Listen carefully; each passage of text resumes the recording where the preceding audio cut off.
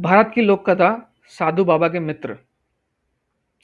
बहुत समय पहले भारत में एक साधु बाबा रहते थे। उनका कोई घर बार नहीं था। अकेले ही फक्कड़ की तरह घूमते रहते थे और भीख में जो भी मिलता खा लेते थे। एक दिन वो बाबा एक जंगल से गुजर रहे थे और रास्ते में उन्हें प्यास लगी। पास प्यास लगी तो उन्होंने पानी की खोज शुरू की। पानी ढूंढना शुरू किया और ढूंढते ढूंढते ढूंढते ढूंढते उन्हें पास में एक कुआं दिखाई दिया। बाबा ने कुएं को देखा। बाबा कुएं की मुंडेर पे चढ़ गए। उसके कॉर्नर में या उसकी दीवार पे चढ़ गए। पर ये क्या भाई, कुएं में पानी तो था ही नहीं। कुएं में एक आदमी, एक सांप, एक शेर और एक बंदर बैठा हुआ था। बाबा जी करते क्या, उन्होंने झांक कर देखा। शेर, बंदर, सांप और आदमी ने भी बाबा को देखा।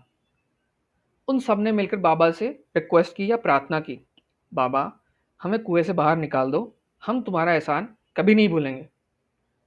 बाबा को दया आ गई। उन्होंने आसपास देखा और जंगली बेलों को ढूंढा और उन जंगली बेलों को तोड़कर रस्सी बनाई और फिर उस रस्सी को कुएं में लटका दिया। सबसे पहले आदमी कुएं से बाहर आया। आदमी ने बताया कि वह एक सुनार है। बाबा और सुनार ने मिलकर सांप, शेर और बंदर को बाहर निकाला। सब ने बाबा को धन्यवाद दिया और कहा कि जब भी जरूरत हो हमें वो याद करना। कुछ दिनों बाद बाबा जी फिर उसी जंगल से गुजरे। रास्ते में उन्हें एक बंदर मिला। ये वही बंदर था जिसे बाबा ने कुएं से निकाला था। बंदर ने खुश होकर बाबा को ढेर सारे फ्रूट्स दिए, फल दिए। जब बाबा जाने लगे तो बंदर ने कहा, बाबा जब भी मेरी जरूरत हो बुला लेना। बाबा आगे चल दिए। अब उनकी भेंट एक शेर से हो गई। शेर भी वही था जिसे बाबा ने कुएं से निकाला था। शेर बाबा को अपनी गुफा में ले गया। उसने बाबा को मोतियों की एक माला भेंट कर दी। और शेर ने बताया कि यह माला एक कुएं की चोंच से टूट कर गिर गई थी, मुझे मिली और मेरे किसी काम की नहीं है, शायद आपके काम आ जाए। यह माला एक कौवे की चोंच से छूट कर गिर गई थी, मेरे किसी काम की नहीं है, शायद आपके काम आ जाए। शेर से शेर को बाय कर बाबा शहर की ओर चल दिए। अब जब शहर पहुंचे तो उन्हें माला दिखी और न सुनार की याद आई। उन्हें उस सुनार की याद आई। पहुंचते पहुंचते पूछते पूछते वह शहर में उस सुनार की दुकान पर जा पहुंचे। सुनार ने जब माला देखी तो बहुत सरप्राइज था कि यार ये माला बाबा के पास कैसे आई। ये माला तो राजा की थी। बहुत समय पहले यही माला उस सुनार ने राजा के लिए बनाई थी।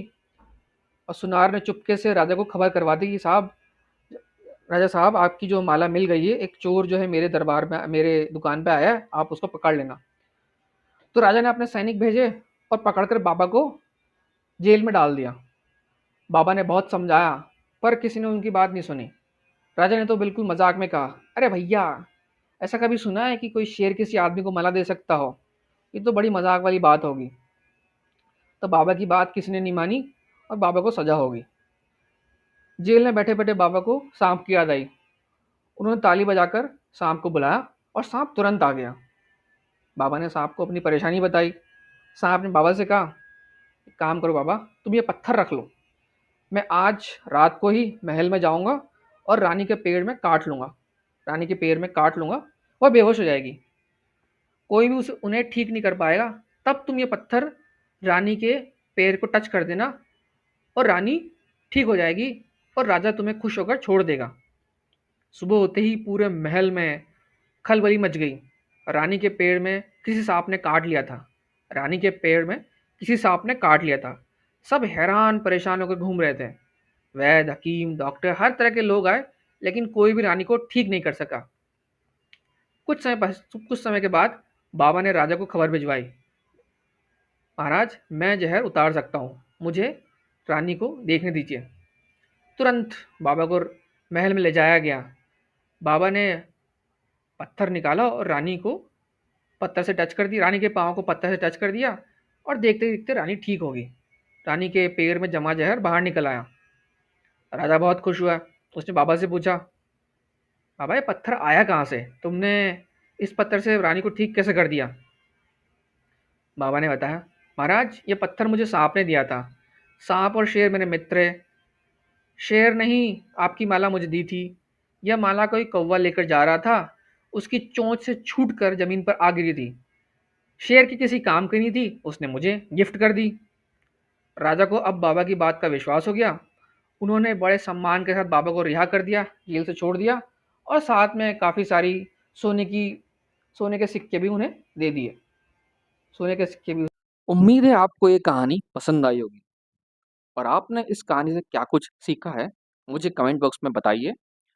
मैं आपके लिए आगे भी ऐसी कहानियाँ लेके आता रहूँगा।